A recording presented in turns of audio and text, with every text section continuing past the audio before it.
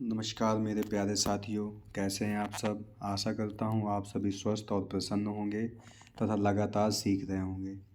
दोस्तों, इससे पहले वाले वीडियो में हमने बात की महासागरीय उच्चावच की।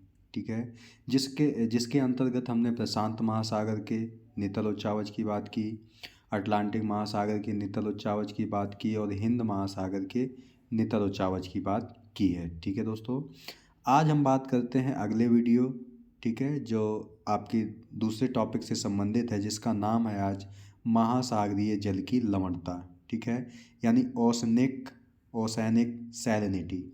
तो चलिए शुरू करते हैं आज का वीडियो, देखते हैं क्या है।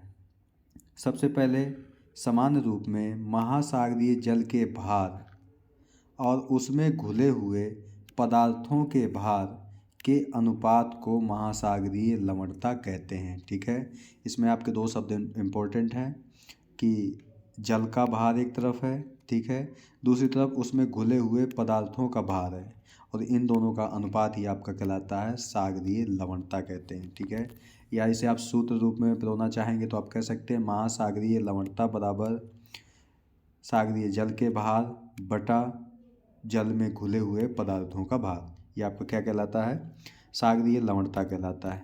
ठीक है दोस्तों, आगे देखते हैं। या दूसरे शब्दों में अगर परिभाषित करेंगे आप तो 1 किलोग्राम सागरीय जल में, ठीक है, जो घुले हुए ठोस पदार्थों की कुल मात्रा को भी लवणता कहते हैं। ठीक है, यानी 1 किलो आप अगर जल ले लो, 1 किलो जल ले लो और उसमें अगर जो घुले हुए पदार्थ होंगे आपके, वो क्या कहलाएंगे, लवणता कह जाएंगे। ठीक है, आगे देखते हैं। लवणता को प्रति हजार प्रति लवणता को ग्राम प्रति हजार के रूप में दर्शाया जाता है। ये जो निशान है आपका इस प्रकार का होता है, एक जीरो, ठीक है, इसके बाद ये डबल जीरो। तो ये किसका निशान है, तो ग्राम प्रति हजार का निशान है। और जो लवणता होती है आपकी सागरीय लवणता, उसको इसी में व्यक्त किया जाता है। ठीक है, तो ये आप निशान याद रखेंगे। इसके बाद है कि अगर महासागरों में लवणता आई है तो आई कहाँ से, उसके स्रोत क्या हैं, तो उन्हें भी हम देख लेते हैं। स्रोत है महासागरीय जल की लवणता का मुख्य स्रोत तो भूपर्पटी यानी पृथ्वी की भूपर्पटी में विद्यमान लवणीय पदार्थ हैं। यानी कि जो आपके महाद्वीपीय भाग हैं या जो पृथ्वी के भूपर्पटी है, उसमें जो लवणीय पदार्थ हैं आपके, वही सागरीय लवणता के भी प्रमुख स्रोत हैं। ठीक है, तो अगर ये भूपर्पटी पर विद्यमान लवणता है तो ये सागरों में कैसे पहुंचती है। ठीक है, इसे देखते हैं। अपरदन के विभिन्न कारकों जैसे पवनों के माध्यम से नदियों द्वारा सागर में ले जाई जाती है, यानी कि ले जाए गए हैं। ठीक है, इसके अतिरिक्त ज्वालामुखी से निकलने वाली राख भी कुछ लवण महासागरों को प्राप्त होता है। यानी ज्वालामुखी से जो आपकी राख निकलती है, वह उसकी जो लवणता होती है वो भी सागरों को प्राप्त होती है। ठीक है, सागरीय जल का संगठन को देख लेते हैं हम कि जो सागरीय जल है वो किन किन चीज़ों से मिलकर बना है, उसमें कौन कौन से पदार्थ मिले होते हैं, उन्हें भी हम देख लेते हैं। ठीक है दोस्तों, विभिन्न पदार्थों के सम्मिश्रण का प्रतिफल है। जो महासागरीय जल का संगठन है वे विभिन्न पदार्थों के सम्मिश्रण का प्रतिफल है, अर्थात इसमें विभिन्न प्रकार के पदार्थ घुली हुई अवस्था में पाए जाते हैं। यानी कि अगर सागरीय जल का इतना भाग अगर आप ले लोगे तो इसमें बहुत सारे पदार्थ मिश्रित होते हैं, ठीक है, जो कि घुली हुई अवस्था में पाए जाते हैं। ठीक है, तो अब वो कौन कौन से पदार्थ हैं उन्हें भी देख लेते हैं। प्रमुख खनिज है जो निम्न है आपके, इसमें हम आपको एक तालिका दिखाई गई है जिसमें आपको एक तरफ लवण के प्रकार दिखाए गए हैं, फिर बीच में कुल मात्रा प्रति 1000 ग्राम में दिखाई गई है। ठीक है, और लवणता का प्रतिशत दिखाया गया है। ठीक है दोस्तों, देखते हैं इसे। जो आपका महासागरीय जल है उसमें जो घुले हुए पदार्थ है उसमें सबसे अधिक पाया जाता है आपका सोडियम क्लोराइड। ठीक है, जो कितना पाया जाता है, 27.213 प्रति 1000 ग्राम या परसेंटेज में 77% पाया जाता है। इसके बाद मैग्नीशियम क्लोराइड है, फिर मैग्नीशियम सल्फेट है, फिर कैल्शियम सल्फेट है, पोटेशियम सल्फेट है तथा कैल्शियम कार्बोनेट है। ठीक है, और इसके बाद आपका मैग्नीशियम ब्रोमाइड ये पाया जाता है। ठीक है दोस्तों, और आपको जो बताया गया कि प्रति किलोग्राम जो लवणता होती है वो कितनी होती है, 35 ग्राम प्रति हज़ार प्रति किलोग्राम। यानी 1 किलो अगर आप जल लोगे, 1 किलोग्राम जल लोगे तो उसमें 35 भाग आपका क्या होगी, लवणता पाई जाएगी। ठीक है दोस्तों, ये जो आपके खनिज तत्व दिखाए गए हैं, लवणता की मात्रा दिखाई गई, इनका आप सीरियल नंबर याद रखेंगे हमेशा कि सबसे पहले कौन है, तो सोडियम क्लोराइड, फिर मैग्नीशियम क्लोराइड, फिर मैग्नीशियम सल्फेट, फिर कैल्शियम सल्फेट, क्योंकि जो आपके प्रश्न बनते हैं वो यहीं से बनते हैं। ठीक है, या तो कह देगा आपको आरोही क्रम में लगाइए या कहेगा आपसे अवरोही क्रम में लगाइए, तो ये आप याद रखेंगे। ठीक है दोस्तों, अब आगे देखते हैं कि अगर ये लवणता सागरों में पाई जाती है तो इसका महत्व क्या है, इसको भी हम देख लेते हैं। समुद्री जल की लवणता जल की संपीडनता यानी कि इसके घनत्व, ठीक है, इसके घनत्व, संपीडन का मतलब होता है कंप्रेशन। ठीक है, जल का कंप्रेशन यानी कि संपीडन, इसका घनत्व यानी डेंसिटी, सूर्य तप का अवशोषण व वाष्पीकरण तथा आर्द्रता को निर्धारित करता है। ठीक है, यानी कि जो लवणता होती है आपकी इन सभी चीज़ों को निर्धारित करती है, जल की संपीडन को, घनत्व को, सूर्य तप के अवशोषण को, वाष्पीकरण और आर्द्रता को भी निर्धारित करती है। ठीक है दोस्तों, आगे देखते हैं। लवणता की मात्रा जल की बनावट तथा संचरण, जल की बनावट और संचरण तथा जीव जंतुओं और प्लवकों के वितरण को भी काफ़ी हद तक प्रभावित करती है। ठीक है, आगे देखते हैं। सागर का हिमांक लवणता पर निर्धारित होता है, यानी कि हिमांक का मतलब होता है कि जल किस बिंदु पर या कितने सेल्सियस तापमान पर जमेगा, ये किससे निर्धारित होता है, लवणता से। अधिक लवणता युक्त सागर देर में जमता है, यानी कि किसी सागर में अगर लवणता अधिक है तो वो देर से जमता है। ठीक है, लवणता अधिक होने पर वाष्पीकरण भी कम होता है। ठीक है, यानी कि अगर लवणता अधिक होगी तो वाष्पीकरण कम होगा, यानी लवणता और वाष्पीकरण में विपरीत संबंध होता है। लवणता अधिक हुई तो वाष्पीकरण कम होगा, ठीक है, और लवणता कम हुई तो वाष्पीकरण अधिक होगा। सागरीय लवणता के कारण जल का घनत्व भी बढ़ता है। ठीक है, यानी कि अगर सागरीय लवणता बढ़ेगी तो जल का घनत्व बढ़ेगा। ठीक है, और जबकि सागरीय लवणता अधिक हुई तो वाष्पीकरण भी कम होगा। ठीक है दोस्तों, आगे देखते हैं। अब लवणता को प्रभावित करने वाले कारक कौन कौन से हैं, यानी कि जो लवणता का वितरण है आपका वो किस प्रकार प्रभावित होता है, इसे देखते हैं हम। वर्षा, नदियों के जल तथा सागरीय हिम के पिघलने पर लवणता का ह्रास होता है, यानी कमी होती है। यह कहने का आपका सीधा सा अर्थ है कि जब स्वच्छ जल की आपूर्ति किसी सागरीय भाग में होती है तो वो लवणता की मात्रा को कम कर देती है। ठीक है दोस्तों, आगे देखते हैं। वाष्पीकरण, वायुमंडलीय उच्च दाब या प्रति चक्रवाती दशाओं के कारण सागरीय लवणता में वृद्धि होती है। ठीक है, क्योंकि अगर मान लीजिए ये आपका जल भरा हुआ है, ठीक है, और यहाँ से वाष्पीकरण जल का हो जाएगा तो जो इसमें घुले हुए पदार्थ हैं वो बचेंगे। ठीक है, अगर वो बचेंगे तो जाहिर सी बात है लवणता में वृद्धि होगी। ठीक है, यानी वाष्पीकरण अगर अधिक होगा तो लवणता में भी वृद्धि होगी।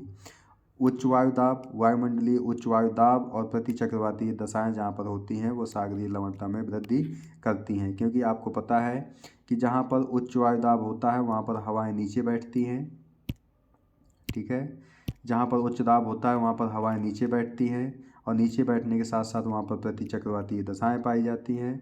अगर प्रति चक्रवाती दशाएं होंगी वहाँ पर तो सागर जो जल है, सागरीय जल, उसमें कंप्रेशन पैदा होगा जिससे लवणता में वृद्धि होगी। ठीक है, तो वाष्पीकरण, वायुमंडलीय उच्च दाब तथा प्रति चक्रवर्ती दशाओं के कारण सागरीय लवणता में वृद्धि होती है। ठीक है दोस्तों, आगे देखते हैं। ध्रुवीय प्रदेशों में सागरीय जल के जमने तथा हिम के निर्माण के कारण सागरीय लवणता में नगण्य वृद्धि होती है, यानी कि ध्रुवीय प्रदेशों में सागरीय लवणता में वृद्धि नहीं होती, क्योंकि जो सागरीय जल होता है वो जम जाता है और हिम में परिवर्तित हो जाता है। ठीक है, इसलिए लवणता कम होती है। प्रचलित हवाओं तथा महासागरीय धाराओं के कारण सागरीय लवणता में क्षेत्रीय भिन्नता पैदा हो जाती है। ठीक है, क्योंकि आपको पता है कि जिस क्षेत्र से हवाएं चलती हैं यानी कि प्रचलित पवनें जाती हैं वो इस भाग से स्वच्छ जल को भी लेकर के जाती हैं और स्वच्छ जल को जब दूसरे भाग में जाकर के मिला देगी तो यहाँ की जो लवणता होगी वो क्या हो जाएगी, कम हो जाएगी। अब दूसरा कंडीशन, अगर मान लीजिए कि पौने यहाँ से जा रही हैं और इस भाग में लवणता अधिक है तो इस भाग की लवणता को ले जा करके वो यहाँ पर ले जाएंगी, जिससे इस भाग की भी लवणता बढ़ जाएगी। ठीक है। इसी प्रकार आपकी सागरीय धाराएं हैं। सागरीय धाराएं जल को एक स्थान से दूसरे स्थान पर लेकर जाती हैं। ठीक है। और मान लीजिए कि ये जल आपका लवणीय है अधिक, तो ये जल जब इस जगह पर पहुँचेगा तो यहाँ की लवणता को बढ़ा देगा। और अगर इस जल का स्वच्छ है ये अगर जल, ठीक है, अगर स्वच्छ जल है तो सागरीय धाराओं के कारण जब इधर पहुँचेगा तो इधर के भाग में जो लवणता है वो कम हो जाएगी। ठीक है। इस प्रकार ये प्रभावित करते हैं। इसके बाद हम अब सागरीय लवणता के वितरण को देख लेते हैं। डिस्ट्रीब्यूशन ऑफ सैलिनिटी, कि विश्व में सागरों में किस प्रकार की लवणता में भिन्नता पाई जाती है। चलो देखते हैं हम। महासागरीय जल की औसत लवणता 35 ग्राम प्रति हजार है। ये आपका प्रति हजार का चिन्ह है, अभी बताया आपको किस प्रकार का होगा ये चिन्ह। ये कुछ इस प्रकार का होता है। ठीक है। तो ये आपका ग्राम प्रति हजार का चिन्ह है। तो सागरीय जल की औसत लवणता कितनी है, 35 ग्राम प्रति हजार है। ठीक है। परंतु प्रत्येक महासागर, सागर, झील व खाड़ी आदि में लवणता की मात्रा में अंतर पाया जाता है। यानी कि सभी जगह औसत लवणता, जैसे कि औसत लवणता आपको पता है 35 ग्राम प्रति हजार है, तो सब जगह एक जैसी नहीं है। कहीं पर लवणता अधिक है तो कहीं पर कम है। ठीक है। लवणता में अंतर क्षैतिज व लंबवत दोनों रूपों में पाया जाता है। ठीक है। क्षैतिज कहने का मतलब ये है कि पृथ्वी का अलग अलग भागों में, जैसे यहाँ पर क्या है, यहाँ पर लवणता क्या है, इधर क्या है, इधर क्या है, इधर क्या है, इधर क्या है। ठीक है। ये आपका क्षैतिज लवणता है।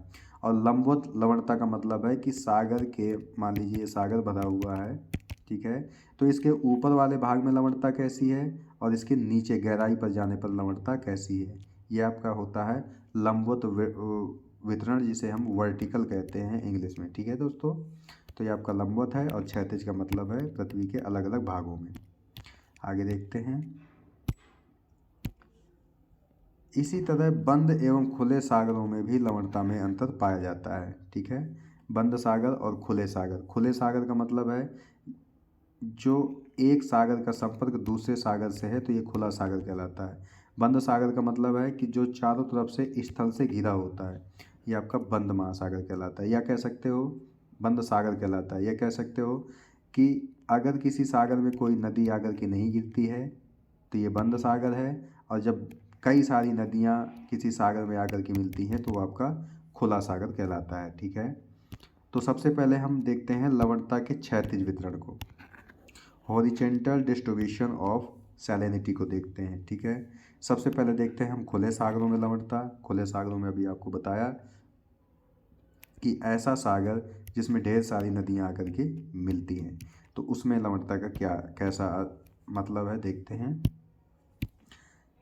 महासागरों में कर्क व मकर रेखा के पास, ठीक है, के पास के क्षेत्रों में लवणता की मात्रा सबसे अधिक होती है, क्योंकि आपको पता है कि कर्क और मकर रेखा पर उच्च वायुदाब की दशाएं पाई जाती हैं। ठीक है। जिससे वहाँ पर प्रति चक्रवातीय दशाएं भी पैदा होती हैं, इसलिए यहाँ पर लवणता की मात्रा अधिक होती है। यहाँ कारण आगे भी बताया गया है। इसका प्रमुख कारण वर्षा की मात्रा कम होना है, यानी कि कर्क और मकर रेखा में वर्षा कम होती है। ठीक है।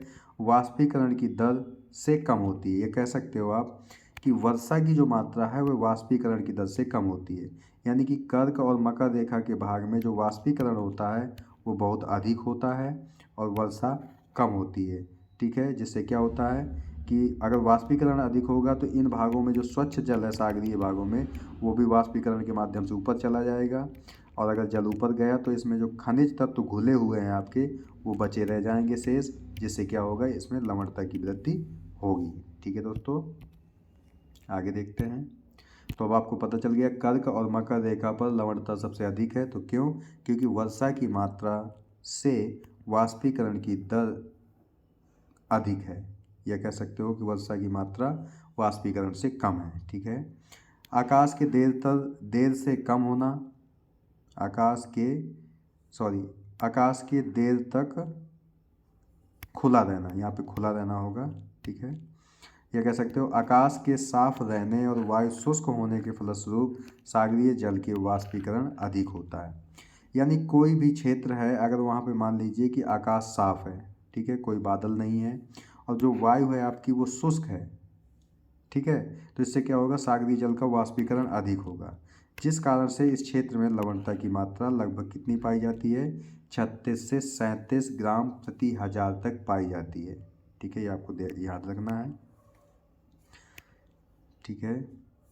आगे देखते हैं। विषुवत रेखा के निकट लवणता की मात्रा कम है। विषुवत रेखा यानी भूमध्य रेखा के पास कैसे क्या है, लवणता कम है, ठीक है। इसका कारण क्या है, क्योंकि अत्यधिक वर्षा के कारण नदियों तथा वर्षा द्वारा स्वच्छ जल की आपूर्ति महासागरों में होती रहती है। यानी कि जो भूमध्य सागर वाला एरिया है वहाँ पर टेम्परेचर भी ज़्यादा है, लेकिन वहाँ पर वर्षा भी बहुत ज़्यादा होती है, जिससे नदियों के माध्यम से जल, स्वच्छ जल मिलता है, या वर्षा के माध्यम से मिलता है, जिससे क्या होता है कि भूमध्य रेखीय क्षेत्र में लवणता की मात्रा कम होती है, ठीक है दोस्तों। आगे देखते हैं। साथ ही साथ यहाँ का मौसम जो होता है वो आर्द्र होने की वजह से वाष्पीकरण भी कम होता है, ठीक है।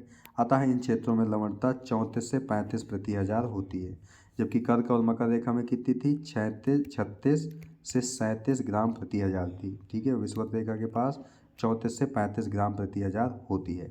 कारण भी आपको पता चल गया कि भूमध्य रेखा पर कम क्यों है, क्योंकि यहाँ पर वर्षा बहुत अधिक होती है, वाष्पीकरण आपका कम होता है, क्योंकि मौसम यहाँ का आर्द्र होता है, ठीक है, इस वजह से यहाँ पर लवणता कम पाई जाती है। इसके बाद है ध्रुवों के पास हिम पिघलने से स्वच्छ जल की आपूर्ति होती है, ठीक है, जिसके कारण लवणता में और अधिक कमी आ जाती है, और यहाँ की लवणता कितनी है, 20 से 30 ग्राम प्रति हजार पाई जाती है, ठीक है। आपको ये हमेशा याद रखना है कि किसी भी भाग में अगर लवणता है और इसमें अगर स्वच्छ जल की पूर्ति हो रही है, स्वच्छ जल की पूर्ति हो रही है, तो यहाँ की लवणता कम ही होगी, ठीक है। और अगर वाष्पीकरण इस क्षेत्र से अधिक हो रहा है तो जाहिर सी बात है यहाँ पर लवणता अधिक पाई जाएगी। क्यों, क्योंकि यहाँ पर वाष्पीकरण अधिक होगा लेकिन वर्षा कम होगी, ठीक है, इसलिए यहाँ पर लवणता भी अधिक पाई जाएगी, ठीक है दोस्तों। आगे देखते हैं। समस्त उत्तरी गोलार्ध में औसत लवणता 34 है, 34 ग्राम प्रति हजार है, ठीक है, जबकि दक्षिणी गोलार्ध में ये 35% तक रहती है। यहाँ प्रतिशत में बताया गया है कि जो उत्तरी गोलार्ध है आपका उसकी लवणता कम है, और कितनी है, 34%, जबकि दक्षिणी गोलार्ध में औसत लवणता आपकी 35% है, ठीक है। तो आप याद रखना है, ये क्वेश्चन बन जाते हैं आपसे कथन और कारण वाले प्रश्न में, ठीक है दोस्तों। अब इसका उत्तरी गोलार्ध में लवणता कम रहने का प्रमुख कारण क्या है, नदियों द्वारा निरंतर जल की आपूर्ति। यानी जो उत्तरी गोलार्ध में औसत लवणता है वो 34% है, तो क्यों है, क्योंकि नदियों के द्वारा निरंतर जल की पूर्ति होती रहती है, ठीक है दोस्तों। आगे देखते हैं। इस डायग्राम को आप देख सकते हैं, इसमें लवणता के क्षैतिज वितरण को दिखाया गया है, ठीक है, उसे आप देख सकते हैं। इसमें जो आपका अत्यधिक डार्क रेड कलर से दिखाया गया है, ये अत्यधिक लवणता वाले क्षेत्र हैं, ठीक है दोस्तों। और जैसे जैसे हम नीचे आ रहे हैं लवणता की मात्रा लगातार कम होती जा रही है, ठीक है। जैसे ध्रुवों के पास लवणता कितनी है आपकी, 20 से 30 ग्राम प्रति हजार है, ठीक है। और कर्क और मकर रेखा के पास, यहाँ से कर्क रेखा गुजरती है, इधर से मकर रेखा गुजरती है, तो यहाँ पर लवणता आपकी अधिक दिखाई दे रही है, ठीक है। भूमध्य रेखा के पास, भूमध्य रेखा यहाँ से गुजरती है, यहाँ पर भी लवणता कम दिखाई दे रही है, ठीक है। तो इस चित्र को आप आराम से देख सकते हैं और आप क्लियर कर सकते हैं कि कहाँ पर लवणता कम हो रही है या अधिक हो रही है, ठीक है। आगे देखते हैं दोस्तों। आंशिक रूप से घिरे समुद्रों की लवणता, यानी कि पहले हमने खुले सागरों में देखा, अब हम देख रहे हैं कि आंशिक रूप से जो घिरे समुद्रों की लवणता कैसी होती है, ठीक है। जैसे भूमध्य सागर, लाल सागर तथा फारस की खाड़ी में लवणता सामान्य से अधिक पाई जाती है, ठीक है। आप देख सकते हैं कि जो सामान्य लवणता का प्रतिशत है 35 ग्राम प्रति हजार है, इन क्षेत्रों में और अधिक पाई जाती है, किसमें, भूमध्य सागर, लाल सागर और फारस की खाड़ी में। और ये कितनी मिलती है, 37 से 41 ग्राम प्रति हजार तक मिलती है, ठीक है, ये आंशिक सागरों की बात की जा रही है। कितनी मिलती है? 37 से 31 ग्राम प्रति हज़ार तक मिलती है। आगे देखते हैं। एटलस में आप दोस्तों इन सभी महासागरों की लोकेशन एक बार देख लेना तो आपको और अच्छे से क्लियर हो जाएगा। कैरेबियन सागर, बास जलडमरू मध्य, कैलिफोर्निया की खाड़ी में सामान्य लवणता 35.5 ग्राम प्रति हज़ार पाई जाती है, जबकि काला सागर, बाल्टिक सागर, ओखोटस्क सागर, ये ओखोटस्क होगा, ओखोटस्क सागर, दक्षिणी चीन सागर, अंडमान सागर, जापान सागर, बेरिंग सागर आदि में लवणता सामान्य से भी कम पाई जाती है। ठीक है, यानी कि जो सामान्य है यानी कि 35 ग्राम प्रति हज़ार है, उससे भी कम इन सागरों में पाई जाती है। ठीक है, इसका कारण क्या है? क्योंकि यहाँ पर नदियों के द्वारा स्वच्छ जल की आपूर्ति की जाती है, साथ ही साथ वाष्पीकरण भी कम होता है। यानी एक तो जल की आपूर्ति भी अधिक हो रही है और वाष्पीकरण भी कम हो रहा है, जिस कारण से इन सागरों में जो औसत लवणता से भी कम लवणता पाई जाती है। और औसत लवणता आपको पता है 35 ग्राम प्रति हज़ार होती है। ठीक है दोस्तों, इसके बाद हम देख लेते हैं अंतः समुद्रों, यहाँ समुद्र होगा, अंतः समुद्रों तथा झीलों की लवणता। अंतः समुद्रों का मतलब है ऐसे सागर या समुद्र जो स्थल से पूर्णतः घिरे होते हैं। ठीक है, ऐसे सागर या समुद्र जो पूर्णतः स्थल से घिरे होते हैं उन्हें हम कहते हैं अंतः समुद्र तथा झीलें। उनमें देख लेते हैं किस प्रकार का डिस्ट्रीब्यूशन है आपका। अंतः समुद्रों तथा झीलों की लवणता सामान्यता से बहुत अधिक होती है। सामान्यता का मतलब औसत लवणता आपकी 35 ग्राम प्रति हज़ार है, तो उससे बहुत अधिक होती है जो बंद सागर हैं आपके और झीलें हैं। देखते हैं आगे। यूएसए की ग्रेट साल्ट लेक, यूएसए में एक झील का नाम है ग्रेट साल्ट लेक, जिसकी लवणता है 220 ग्राम प्रति हज़ार है। सोचो दोस्तों कितना अधिक हो गया, कहाँ 35 ग्राम प्रति हज़ार और यहाँ पर है 220 ग्राम प्रति हज़ार है। ठीक है, इसी प्रकार जॉर्डन और इजराइल की सीमा पर, यानी जॉर्डन एक देश है, इजराइल भी एक देश है, उनकी सीमा पर कौन सा अवस्थित है? मृत सागर। मृत सागर अवस्थित है, जिसकी औसत लवणता लवणता 238 ग्राम प्रति हज़ार है। ठीक है दोस्तों, यहाँ से क्वेश्चन बनता है आपका कि विश्व में कौन सा ऐसा सागर है जिसमें अगर व्यक्ति चला जाए अगर तो वो डूबेगा नहीं, क्योंकि लवणता उसकी बहुत अधिक है। तो आपका मृत सागर ही है। ठीक है दोस्तों, सर्वाधिक लवणता तुर्की की वान झील की है, जो कितनी है 330 ग्राम प्रति हज़ार है। यानी विश्व की सबसे अधिक लवणता वाली झील कौन सी है या सबसे अधिक लवणता कहाँ पाई जाती है? तो तुर्की देश है, तुर्की की एक वान झील है जिसकी लवणता है 330 प्रति हज़ार ग्राम में पाई जाती है। ठीक है, यह प्रतिशत में भी आप कह सकते हो। ठीक है, इसके बाद हम आगे देखते हैं। कैस्पियन सागर एक प्रकार की झील है, किंतु वृहद आकार होने के कारण इसे सागर की उपमा दी जाती है। ठीक है, कैस्पियन सागर, उसका नाम सागर कहा गया लेकिन ये झील है, लेकिन इसका बड़ा आकार है इसलिए इसे सागर कहा जाता है। ठीक है, इसकी लवणता औसत लवणता से भी कम है, यानी कि 35 ग्राम प्रति हज़ार से भी कम है। इसके उत्तरी भाग में लवणता की मात्रा दक्षिणी भागों की अपेक्षाकृत कम पाई जाती है, क्योंकि इसमें वोल्गा और यूराल नदियों द्वारा बड़ी मात्रा में स्वच्छ जल की आपूर्ति की जाती है। अभी तक आप देख रहे हैं कि जहाँ पर स्वच्छ जल की आपूर्ति होगी अधिक, या तो वर्षा के माध्यम से या नदियों के माध्यम से, वहाँ पर लवणता कम पाई जाएगी। ठीक है, जैसे मान लीजिए कि आपका कैस्पियन सागर है, तो इसका जो उत्तरी भाग है यहाँ पर लवणता कम है, जबकि दक्षिणी भाग में अधिक है। तो उत्तरी भाग में कम क्यों है? क्योंकि वोल्गा और यूराल नदियाँ आकर के स्वच्छ जल मिलाती हैं, इसलिए यहाँ पर लवणता कम पाई जाती है। जबकि दक्षिणी भाग जो है यहाँ पर वर्षा कम होती है और वाष्पीकरण अधिक होता है, जिससे यहाँ पर लवणता अधिक पाई जाती है। ठीक है दोस्तों, अब देखते हैं हम महासागरीय लवणता का लंबवत वितरण, यानी कि सागर की सतह से गहराई पर जाने पर, ये मान लीजिए सागर भरा हुआ है। ठीक है, तो सागर की सतह से यहाँ से जब गहराई में जाएंगे तो किस प्रकार लवणता का लंबवत वितरण मिलता है उसे हम देखते हैं। ठीक है, देखते हैं। महासागरीय लवणता में होने वाला परिवर्तन महासागरीय सतह की विशेषता है, किंतु यानी कि महासागरीय सतह पर लवणता में परिवर्तन होता है, किंतु गहराई में लवणता का स्तर नियत रहता है। यानी गहराई में जैसे आप सागर में जाएंगे जो लवणता होती है वो उतना परिवर्तन नहीं होता है, क्योंकि यहाँ पर जल का ह्रास व नमक की मात्रा में वृद्धि नहीं होती है। समझ गए आप कि गहराई में जब जाते हैं आप तो ना तो जल की आपूर्ति होती है और न नमक की मात्रा में वृद्धि होती है, इसलिए लवणता भी प्रभावित नहीं होती है, यानी कि वो नियत रहती है। ठीक है। महासागरीय जल में सतह से गहराई में जाने पर सामान्यतः लवणता में कमी आती है। यानी कि जैसे जैसे हम सागरीय सतह से नीचे की ओर जाते हैं, गहराई में जाते हैं, तो लवणता क्या होती है, कम होती चली जाती है, किंतु ये सर्वत्र एक समान नहीं है। ठीक है दोस्तों।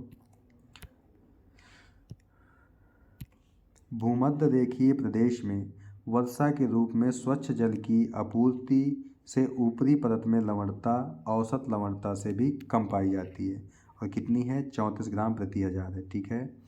उच्च अक्षांशीय क्षेत्रों में जल के हिम में परिवर्तित होने से गहराई के साथ जल की लवणता में वृद्धि होती है। ये आपको याद रखना है कि जो भूमध्य रेखीय क्षेत्र है उसमें औसत लवणता कम पाई जाती है, जबकि उच्च अक्षांश जो है यानी कि ध्रुवीय जो क्षेत्र हैं वहाँ पर चूँकि जल हिम में परिवर्तित हो जाता है, जिससे जल की लवणता गहराई के साथ बढ़ती जाती है। ठीक है। जबकि सतह पर लवणता कम होती है, लेकिन गहराई पर क्या हो रही है, वृद्धि हो रही है। ठीक है दोस्तों, आगे देखते हैं। महासागरीय जल में 300 से 1000 मीटर की गहराई पर, ये आप गहराई याद रखेंगे, 300 से 1000 मीटर की गहराई पर तक लवणता में तीव्र परिवर्तन होता है। इस शब्द को भी याद रखेंगे, तीव्र परिवर्तन होता है। इस परत को हम हैलोक्लाइन कहते हैं। क्या कहते हैं, हैलोक्लाइन। यानी कि सागर की सतह से जब नीचे जाते हो तो 300 से 1000 मीटर का जो क्षेत्र है वहाँ पर लवणता में तीव्र गति से परिवर्तन होता है, इसे हम हैलोक्लाइन कहते हैं। ठीक है। इस प्रकार महासागर की ऊपरी परत में सर्वाधिक लवणता पाई जाती है। ठीक है दोस्तों,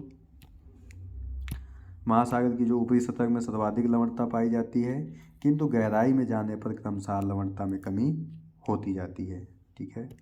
एक डायग्राम के माध्यम से हैलोक्लाइन को दिखाया गया है। ठीक है। इसमें दिखाया गया है कि पहले लवणता धीरे धीरे परिवर्तित हो रही है। ठीक है। और 300 से 1000 मीटर की गहराई पर ये तीव्र गति से परिवर्तित होती है। ठीक है। इसी रेखा को हम हैलोक्लाइन कहते हैं। ठीक है। इसके बाद आप नीचे देख सकते हैं, जैसे जैसे हम नीचे जा रहे हैं लवणता में परिवर्तन की मात्रा कम होती जा रही है। ठीक है। आगे दोस्तों, समान लवणता के बिंदुओं को मिलाने वाली रेखा को समलवण रेखा यानी आइसोहेलाइन कहते हैं। ये भी याद रखेंगे कि वह कौन सी रेखा है जो समान लवणता वाले बिंदुओं को मिलाती है, तो आइसोहेलाइन। ठीक है। यानी कि समलवण रेखा कहलाती है। इंग्लिश शब्द आप याद रखेंगे, क्योंकि प्रश्न जब बनते हैं तो इंग्लिश शब्द भी दिए जाते हैं। ठीक है दोस्तों, इस डायग्राम में समलवणता वाली रेखाओं को दिखाया गया है।